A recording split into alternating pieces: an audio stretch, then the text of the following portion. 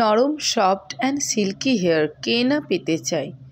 তাই চলো বন্ধুরা, ভিডিওটার সাথে থেকো।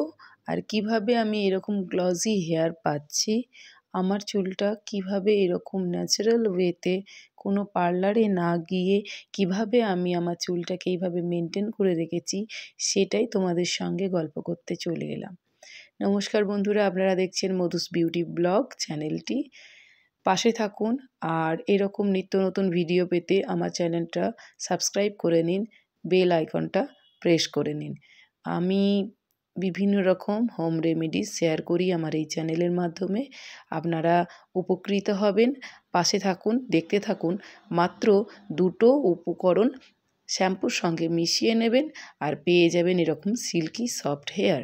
আমি নিয়ে নিয়েছি ভাতের ফ্যান আর লেবু, মধু আর রেগুলার যে শ্যাম্পু ইউজ করি সেই শ্যাম্পুটা।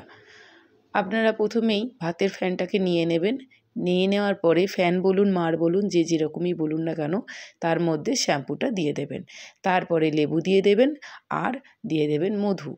লেবুটা যেহেতু ডাইরেক্ট চুলে ইউজ করা যায় না, সেই জন্য কোনো কিছুর সঙ্গে ডাইলিউট করে লেবুটাকে ইউজ করতে হয়, আমি যেটা বুঝি।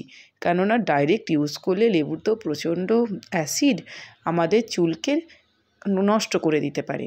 তাই আপনারা লেবুর সঙ্গে অন্তত মধু কিংবা জল মিশিয়ে আপনারা অ্যাপ্লাই করতে পারবেন আপনাদের স্ক্যাল্পে। যেহেতু এখন শীতকাল আর চুলটা প্রচণ্ডই তেলতেলে হয়ে যায়, ড্রাই হয়ে যায়, আর খুশকির সমস্যা সবাইকারই হয়। তাই এই যে শ্যাম্পুর সঙ্গে রেমেডিসটা আমি তৈরি করছি, সেটা আপনারা ইউজ করে দেখতে পারেন।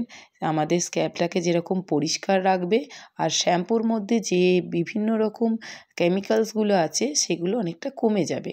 তাই এই রকম নিত্য নতুন শ্যাম্পু তৈরি করার আইডিয়া পেতে আমার চ্যানেলটা সাবস্ক্রাইব করুন আর শ্যাম্পুটা ঝটপট হয়ে যাবে, অ্যাপ্লাই করে ফেলুন।